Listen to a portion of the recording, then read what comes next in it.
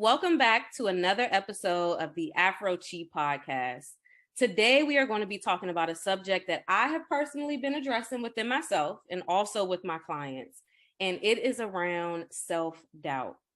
Today's guest is a coach, mentor, the founder of Slaying Self-Doubt LLC, and the host of the Slaying Self-Doubt Podcast. Through her professional endeavors, she seeks to help Black women identify, acknowledge, and accept their doubts and limiting beliefs. Her relatable coaching and mentoring style has created a space of security and comfort for her audiences, allowing women to freely be themselves and begin a beautiful transition. Her words and wisdom will empower and produce self-love, help others embrace who they're becoming, and encourage them to step into their God-given purpose. Today, we have the pleasure of chatting with Philicia of Slaying Self-Doubt. How are you? Hey, girl. Hey, man. You make me sound real good with that sultry voice over there. I'm like, oh, okay. You can introduce me anyway. Yes, I'm so happy to have you. I know I've been on your podcast. Yes. So I'm so excited to have you speak to the Afro Qi community. I think they really need to hear about how to slay their self-doubt. Yes. Well, thank you so much. Listen, I always say to my audience, like whenever I need somebody to give us that good, we need a trusted therapist. I'm like, this is our resident therapist. Okay. Kiera Flipping. This is who I'm pulling in, so I am honored to be here with your community. Oh, thank you so much. So I want to flow into it. I was actually sitting with myself once I invited you on the podcast. I was really sitting with like the definition of self-doubt. And I feel like when I was sitting with self-doubt, so many other words and just examples started to just come to my mind. And I'm like, dang, I've been dealing with some self-doubt too. Because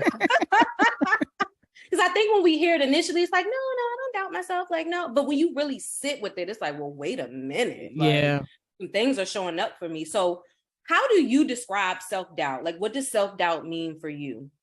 So two ways. So I always, especially with my clients, when we first talk about self-doubt, I always give the dictionary definition of it, right? Because I mean, it literally is a word that we can look up and say, oh yeah, this is it. So Merriam-Webster says a lack of faith in oneself, a feeling of doubt or uncertainty about one's abilities, actions, etc. And for me, what it really boils down to is that you don't trust yourself. Period. That's it. And so when you don't trust yourself, it shows up in everything that you do. And why you don't trust yourself, those are the things that I do to try to figure out, like, where did that come from? And how we can address those things to kind of move forward. We don't realize it. Self-doubt shows up at every stage of our lives. We don't know about it, when we're an adult, that at 16, we had self-doubt. At 12, we had self-doubt in different, in our circles with, oh, maybe so-and-so didn't sit with us at the lunch table. And then now I started thinking a certain type of way about myself. And then that carried on into middle school and high school. And then when I got into college, I had a certain situation that happened that now shaped the way I looked at myself through my college years and into my career field, how, in motherhood, in marriage, in your friendships, and in your finances, it shows up in so many different ways that at the core of it is that we just don't trust ourselves. Yeah, I think that was a beautiful definition. And I know just for our audience, we have a lot of listeners who are healers or tapping into just being a healer. And it's my belief that we're all healers. Like we're all healers in our own right, in our own respect. But even thinking about me lately, when I, again, was sitting with self-doubt, I'm like, do I have any self-doubt? It's been showing up for me lately, like questioning my intuitive abilities, like questioning my intuitive gifts. I am highly, highly, highly intuitive. And recently I had somebody call me a psychic. And I was like, really? But I do have the ability to kind of have visions and kind of see things and connect. And it's not always good. Like I can sometimes have an intuitive hit that something ain't right. Right. Yeah. Something off. And it may not be what I would want it to be. Especially when it's about other people. I'm like, Kiera, you judging? Like, I'm judging them. Like, don't be so judgmental. You don't even know this person, but I'm so highly intuitive that I just know what I know because I know. I have like this very strong inner knowing that sometimes I can't even pinpoint why I know this. And my husband, he calls me out all the time. He's like, how do you know that? And I'm like, yo, I don't know. I feel it, like I know. And because again, sometimes it's not, I'll call it a good thing just to label something good or bad, but it's not a good thing.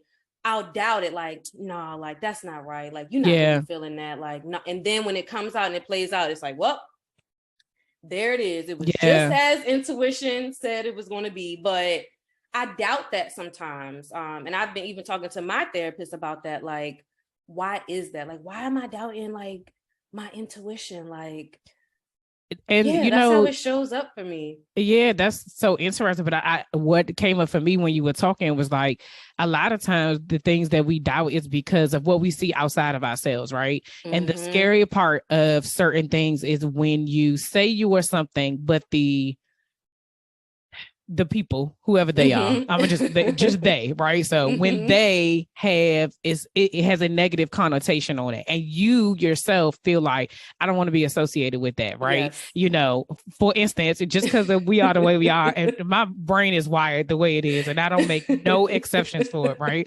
But as soon as you say psychic, Miss Cleo popped dead in my head, right?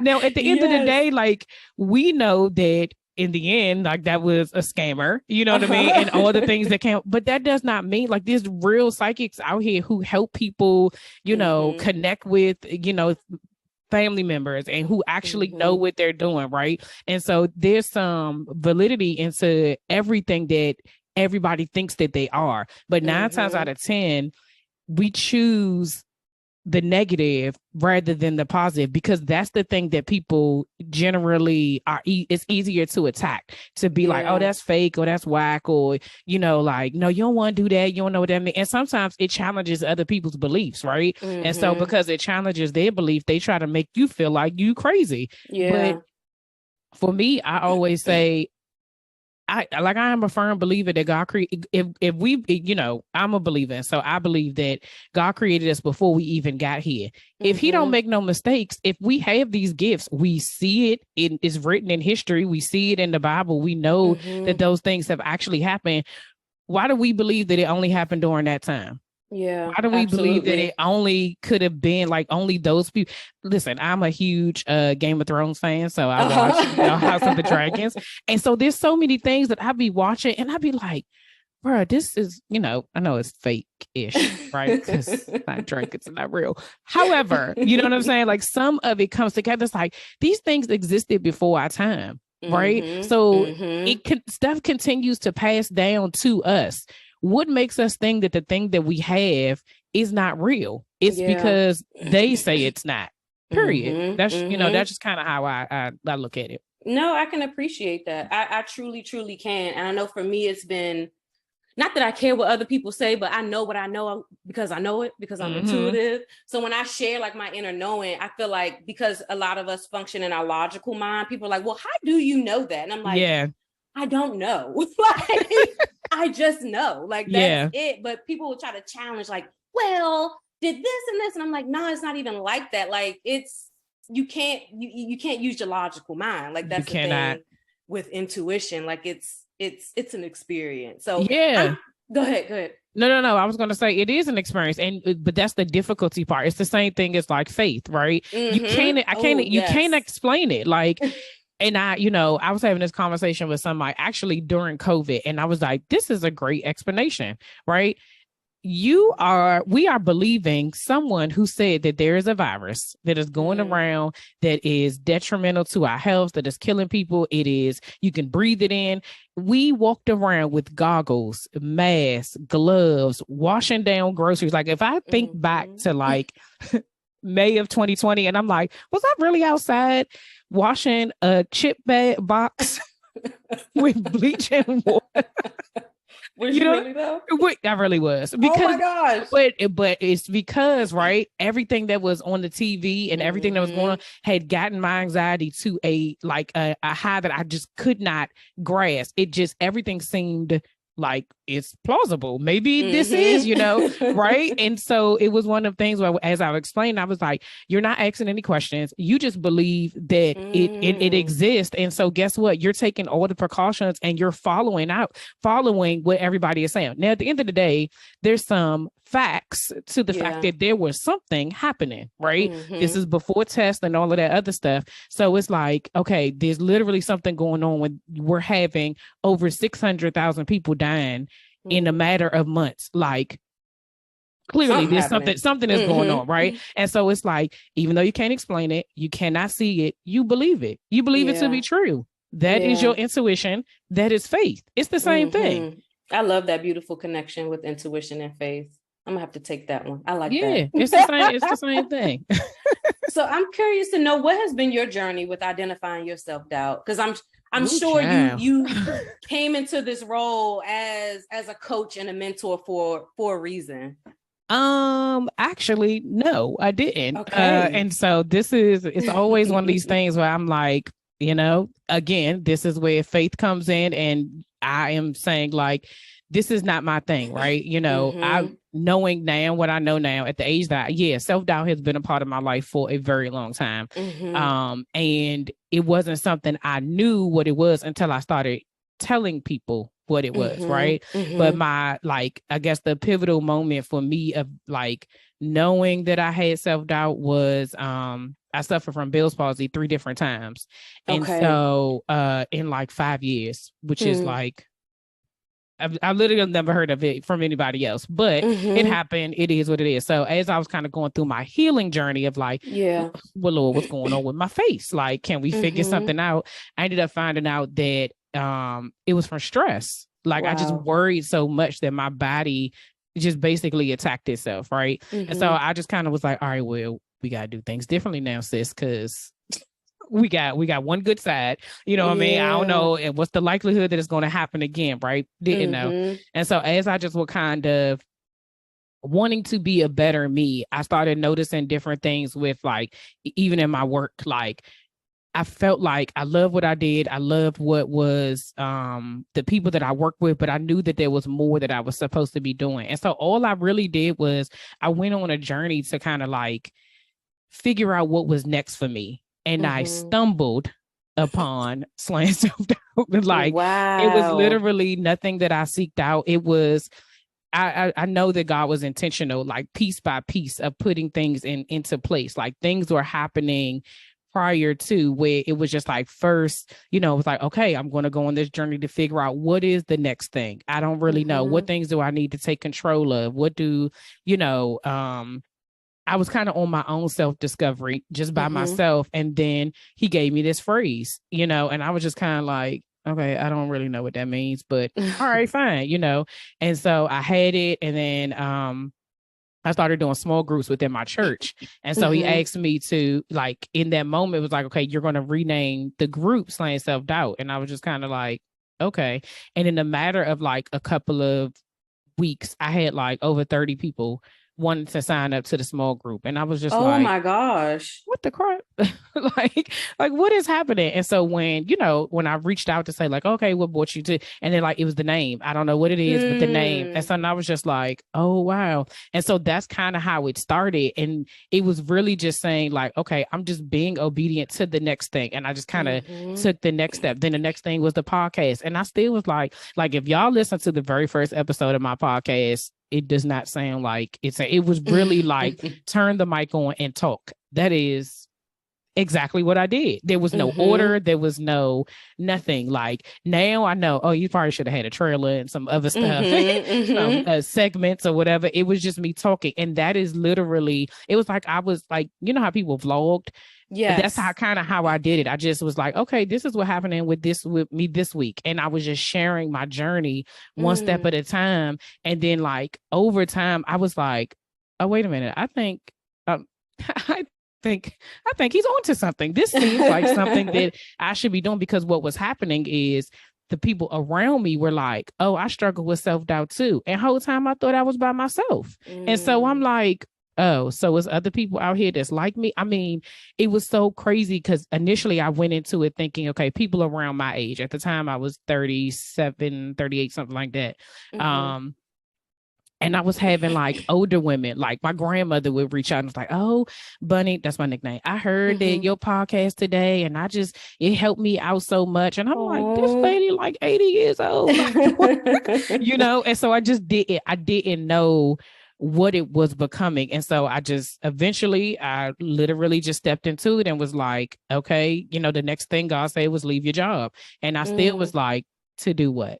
Like, and here I am thinking like, okay, because of the job that I had, it was just very time consuming. I wouldn't have been able to do whatever was next. So I'm like, oh, okay, I'm gonna take a couple of months off. It's supposed to be 3 months. It turned into I'm at 3.5 years now. Wow, congratulations. Thank you. That's amazing. It is, right? Has it been 3 years? It's been 3 years, June of 2019. Wow. It's been 3. And so whenever I think about it, I always say it's the biggest leap of faith I've ever taken. And every day God is continuing to show me like, this is what you're supposed to do. This is the work you're supposed to be doing. And I'm going to take care of you throughout the whole thing. So it's really been it wasn't, some people say like, I knew I needed to do blah, blah, blah. I say, no, I didn't. Like, hey, God not said, hey, you come on and let's go this way. I still be at that job. I'm telling you. Yeah. Wow. So I'm curious to know, just on your journey over these last 3 years, what self-doubt has showed up for you? Like, how have you journeyed through your self-doubt? Okay, so I would say the first thing was taking the leap to leave my job. I didn't know anything else, right? I'm 38 years old. I'm a mother of 2. I'm a wife, and I'm like, so I'm not gonna work. Is that what we doing, right? And so there's this thing that's like everybody's coming with me, and so that burden alone and that heaviness of like, how do I still carry my family? And like, what does it look like, right? Like, what does it look like? I had no idea. And so, although I had gone through my own like self-discovery throughout it, at that point, I was like, oh, I need some help. Raise my hand and I'm gonna go to therapy. And that was that was the very first thing I did. I was like, I'm transitioning. I have no idea what I'm doing. And I do know that I have anxiety. I have some control issues. I have self-doubt, right? And I'm just like, I need to be able to make this transition without having another Bell's palsy episode. That was really what I was worried about. Like, I just didn't need to stress myself out. Yeah. And so that journey just looked like, I mean, I've had self-doubt about failing. I've had self-doubt about this was the wrong decision. I've had self-doubt about whether or not I'm doing the right thing as a mom and a wife. Like, it carries on with you. It doesn't change. Like, it's a journey. It is. To me, I don't believe that self-doubt ends, right? Because as you continue to level up, as you continue to be challenged, you're going into areas you don't know. So you're going to doubt yourself as you go into it.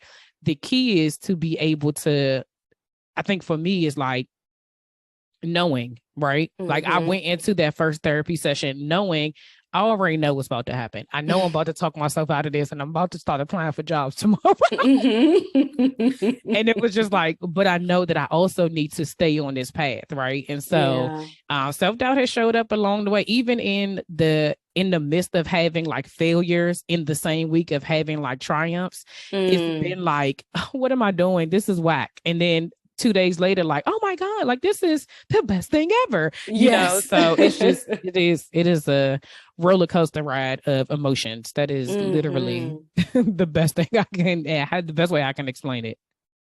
What would be some recommendations you would have, or maybe even talking to us a little bit about how you work with your clients, or even work with yourself through the self-doubt? Like, what are some ways that we can work through it? I hear you saying that, it's going to kind of come and go depending on what stage you are in your life, new transitions, just the newness of it all. Like, it has the ability to show back up. But when we're in those moments, what are some recommendations for us to really work through that?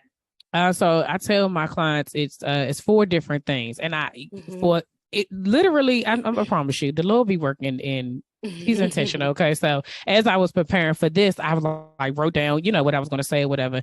And I was like, man, I think this thing is missing another letter, right? Because, you know, people are like, are there acronyms and all this Yes. stuff? Because the acronym, the way it goes, it is not a word, right? Okay. And so then I was like, maybe I need to change the first word. So the first word has always been identify, right? And so I was like, I actually need another A because it's identify, acknowledge, action, and accountability. And so I was like, well, maybe identify is accept. And then, you know, so then I'm going again, this is where self-doubt comes in. Well, isn't accept and account like all of the, so it's just like, girl, just use the word and let's say it. So it's the 4 A's, okay? Okay. So the first thing is to accept. So you're going to have to accept that you actually have self-doubt, right? You have to be able to say like, what are the things that's holding me back? You have to ask yourself the question. Usually I ask my clients, the first question is, what would you do if you weren't afraid? I can guarantee you people have stuff that they just be like, oh I'd apply to this job. Oh, I would buy a house. Oh, I would do X, Y, and Z. And then the next question is, what thoughts are holding you back? That right there is your self-doubt and how it shows up. That's it. That like once you are able to accept that, then you're able to see the pattern, right? That immediately you'll be like, oh man, dang, that is like you said, once you sat with it, you were like, oh, I do have self-doubt. And it looks like this, and it looks like this in this way, right? Yep. So the first thing is to accept. The second thing is to acknowledge the things that you need to move on from and let go of, right? And some of that is like your thought patterns, right? Like your mindset of what you believe about yourself. Because remember, self-doubt is not trusting you, right? Because it even if other people contribute to your self-doubt, they don't continue it, right? Because people move on with their life. Even if they plant the seed, you are watering it every single time that you say you can't, right? And so I'll use this example to kind of make it easier. So I used to always say I wasn't creative, right? I'm not creative, this, that, and the third. Like, I don't know how people do all this stuff. So if I would say, what would I do if I wasn't afraid? I'd be able to create all of my, social media stuff and create all these different things for people to be able to do whatever to get in contact with me, right? The thoughts that are holding me back is that I'm not creative. Okay, what do I need to let go of? The thought that I'm not creative. Why? Right? So the other part is the why. Why do you need to let that go? Well, because when my kids have science fair projects, I do them. When my kids, when it's time for a birthday party, I create that. There's things that I do create. I created life, right? So there's not even that. So that's not true. It's not true that I may not be very good in this area, but I can learn how to do it. So it's all about reframing the way you think. And then, what do you need to move on to, right? So let me try something. Maybe I'm not creating a full website that people are doing or whatever, but let me start with an Instagram post. You know what I'm saying? Something small. Let me see. Okay, this actually looks pretty good, right? Yeah. And so when you start doing, so then that takes us into the second thing or the third thing, which is action. A lot of times we stop at just the accept and the acknowledge. Like, we know we have self-doubt, we know the thoughts that's holding us back, and then we go about our business. That's it. We just be like, well, I already know that. I know that I can't, and then we leave it alone. You have to take some action, right? It's about the doing. And so then whatever it is that you know that you want to do, right? To know the thing that's holding you back, what you would do if you weren't afraid. What's one action you can take over the next 30 days? So if I was to say, okay, I'm going to create 30 days worth of content on my own, right? I'm not going to elicit any help. I'm not going to do it. And I'm just going to let it be whatever it is. Then what do I need to do in 60 days? Then what do I need to do in 90 days? And you just keep doing that. Whatever the next thing is, you keep building on it. And you take the next thing that you're struggling with and you go through the same process. Now, to tie it all in a bow, you need accountability. Most definitely. Because if it's just you, child, we're not doing nothing. That is the truth. We're not doing nothing because nobody knows but us. And so if we don't do it, if we don't stick to it, then we didn't really hurt anybody, right? But if you have an accountability partner, persons, whatever, system, group, you need to tell another person, hey, Kiera, this is my goal for the next 30 days. I want to be able to do this. And this is what my accountability looks like. I need you to text me every Friday and say, did you do blah, blah, blah? If I say no, I need you to, what do you need? Right? Because what you need for accountability may be different. Some people need like, oh, it's okay that you didn't do it this week. You know, it's all right. Give yourself some grace. Some other people need, girl, tough now love. Why you playing with yourself? Okay. You said you was going to do it, what you need to do to get it done. Right. But you have to say what your accountability looks like, because it's your accountability. And so when you do all 4 of those things, you just rinse and repeat. Rinse and repeat, rinse and repeat. And so there's lots of times where everybody, and, you know, even myself, I get, as I'm even telling you this, I'm like, well, dang, what am I getting stuck on? It's the action, because the action is the scariest part. The action is the part that it's the difference between a dreamer and a doer. That is the truth. When I hear you say that, it reminds me of my work with clients, like around manifestation, right? And what a lot of people don't get with manifestation is you actually got to do something. Like you got to take action. It's like, yeah, I'm manifesting. Okay, you're manifesting. And what are you doing? What are we doing? It's that action piece. Yeah. Do you think that lack of action is then a part of the self-doubt? Like, yes. Like that fear coming back around again. It absolutely is, right? Because again, the core of self-doubt is that you don't trust yourself. You don't trust yourself to do the thing that is scary. And so having to take action is really like putting your money where your mouth is, right? Yeah. Like, so it really is saying, all right, if I'm saying I'm not creative, if I'm saying I don't feel worthy of love, if I step out here and open myself to love, or if I step out here and create something and put it out here for people to see, and it's not received well, we take that and we internalize it. That means I'm not such and such. That means I'm not blah, blah, blah. And for me, it's taken a very long time to be able to say to myself, Bun, if things don't happen, it's not a reflection of you. It may just be what's happening right now. Life happens, period, right? I had a situation recently where I was doing these workshops. And so the very first workshop, it went well. Everything was great. Yeah.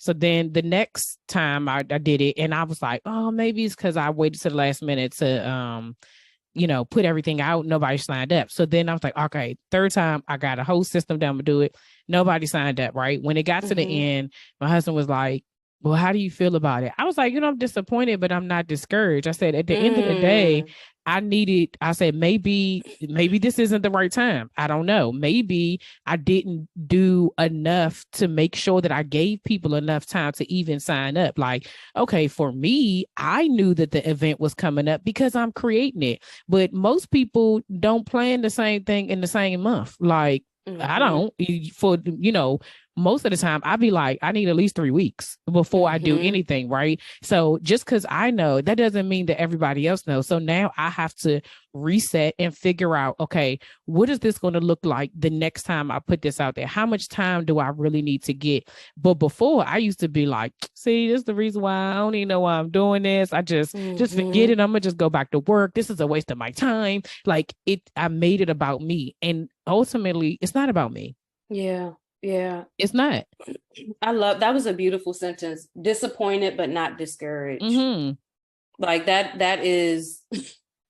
real. And I was going to ask you, like, how do you yourself and also with your clients help people move through quote unquote failures? Like I'm a firm believer. I don't believe in failures. I think everything that didn't go how we anticipated is a learning lesson. Like nothing failed. It's just an opportunity for us to gain some more information so we can apply it to the next thing. How do you help your clients and yourself move through those failures? That's a very positive way to think of failure.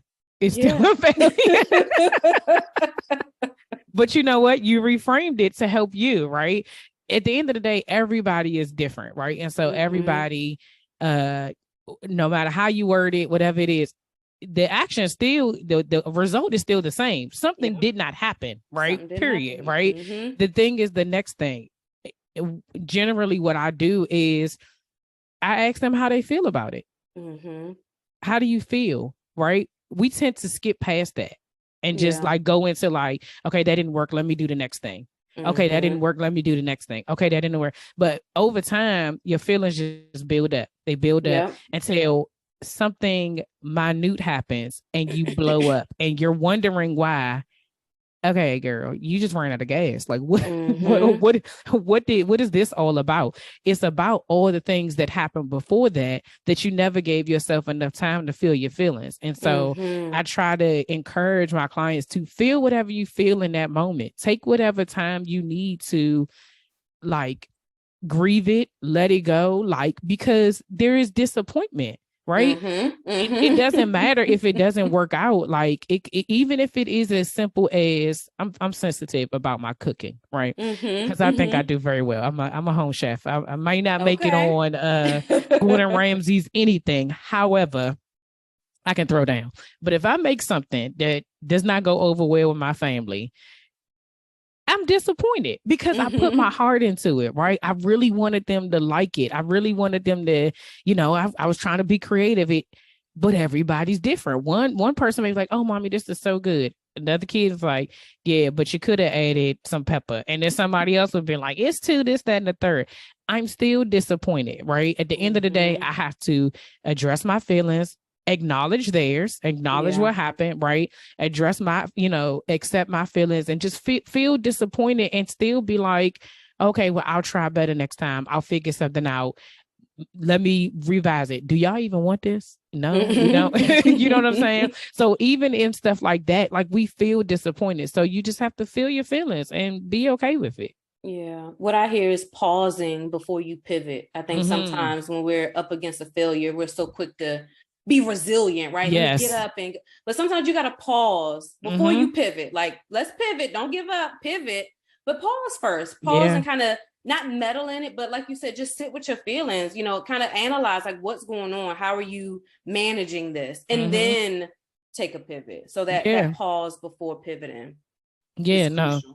Absolutely. It's really important. And I think that some of the things that for me, as I'm learning in this journey, we are setting examples for the people around us. Right. And so as a mom of boys, it's very important for me to be able to allow my kids to feel their feelings. Right. Yes. And especially because they're Black men. Like, I'm like, I need you to be able to feel whatever it is you're going to feel. Don't hold it in. You don't have to do that. If you're sad, you're sad. If you're disappointed, you're disappointed. If you're angry, you're angry. But then we have to figure out what to do with those feelings. I need you to be able to manage your emotions. And all we're doing as adults is relearning how to manage our emotions. But the habits that we've had throughout our lifetime just keep showing up. So give yourself some grace. You ain't going to get it. I don't get it all the time. Sometimes child, I go down that rabbit hole and I'm in the bed for 3 days. Like, this is a waste of my time. And then I'll be like, girl, what are you doing? You know what I'm saying? Like, you're not going to always, it's not going to every single day, like, oh, I pivoted. Oh, I paused. I did it right. No, it don't work like that. It's a journey. It's a journey. It is truly a journey. I've been in entrepreneurship for quite some time now. And I tell you, even to this day, I'm like, burn it all down. Burn it down. Just close the business. Shut it off. And then I'm like, oh, wait, Kiera, calm down. Breathe. Like, what is happening? But that moment is real. Like, it's a real moment. And it kind of goes, I know Tabitha Brown, she always talks about, you're having a bad day. Like, you're having a bad moment. You don't got a bad life. The situation not bad. You're just having a bad moment. And then other times I'm like, oh my God, this is the best thing I could have ever done. I love my business. Next day I'll be ready to burn it all down. Man, but that's life, all the therapists know we closing down shop. We done. You got to find somewhere else. You ain't got to go home, but you got to get up out of here. I'm serious.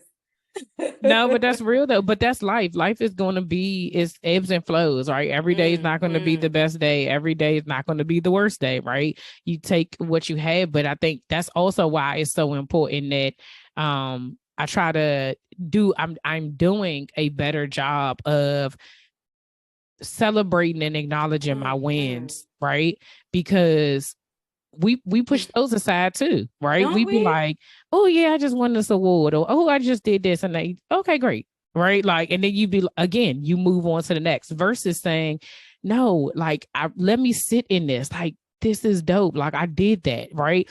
And then let's think back over the last year or the last 5 years or the last 10 years. I am not the same person. I'm not doing the exact same thing. Like I am growing. Your growth is a celebration, right? And so we have to treat that the same way, because then that counteracts really the self-doubt, because I can now say, like, the whole creativity thing, right? I can be like, nah, I have created newsletters. I have created YouTube intros and outros. I have created all types of things, ads, all types of stuff that I did by myself. Nobody, I didn't ask. I did the work to figure it out. But if I think back to where I started to where I am right now, I'm like, girl, shoot, you might be I don't even know what the title is of the people who do that stuff. I mean, are you an ads manager, or are you accepting clients for ads? No, ma'am. No. I wouldn't do it for nobody else, but because that's a beast. Right. I am, for myself, I am my own creative director. Okay. I love it. Well, before we wrap up, because you just mentioned, not only sitting in the disappointments and the failures and those emotions, but also sitting in the wins, in the sunshine of it all. I don't know if we mentioned that you're you are a certified life coach. Like, let the people know that, so you guys know that when you check out the show notes and reach out to Philicia about booking a call with her, that you are actually working with somebody that is certified to help you manage your self-doubt in your life. So share with us that certification as we wrap up, because the people need to know that. No, yeah. So when I started on this journey and I knew that coaching was a part of it, my background is in healthcare. So listen, I check people credentials. Okay. So I was just like, I need my foundational pieces to be intact, because what I'm not about to be doing is just putting a title on my name and saying I am something without learning what it really is supposed to be. And I'm grateful that I did it. And so, I went to school, I did the mentoring, I did the testing, and I passed my test and became an ICF certified coach. And that's a big deal, because most people are not ICF certified. Most people are just a coach. They just add it to their name. There is no accountability. There is no standardization. There is no there is no decency and order into what they do. Now, at the end of the day, they could still coach you. I'm not saying that those people cannot. However, the way I have been taught is that if there's a specific way in what it is that we do, and for you to be able to see the results, right? Just like when a doctor goes to, well, you can't call yourself a doctor, but at least I don't. It's been done. I mean, I know it has been, but there's certain things you just can't do. So it definitely was a very, very proud moment for me this year, just to be able to know that I did it. Like, I had my own self-doubt going into that, and I was like, girl, you did that. So yes, I am a certified coach. Okay. Yes, I love it. So let everybody know how they can reach out to you. Y'all can find me everywhere at Slaying Self-Doubt. Okay. I made it very, very easy. Even the website actually says FeliciaWallace.com, but even if you type in SlayingSelfDoubt.com, it'll still route you back to me. I am, on all social media platforms. Instagram is where I usually hang out, because all the rest of them is either too much. TikToking? Girl, I can't. Now, if I be on it though, clean talk, that joint had me in the chokehold. Okay, I'll be watching people clean their bathrooms, their walls, all types of stuff. So I'm a watcher, but I don't post a whole lot on it. Instagram is usually where you can find me. You can find the Slaying Self-Doubt podcast on all podcast platforms. Just come holler at me. I'm here waiting to help you on your journey. My tagline is, I'm committed to helping Black women find their fears and slay them. And that is the truth. I love it. Well, thank you so much for your time, you guys. Make sure you guys check out Philicia on her podcast, on YouTube, on Instagram, her website, all of the above at Slaying Self-Doubt. Yes. Thank you. Thank you.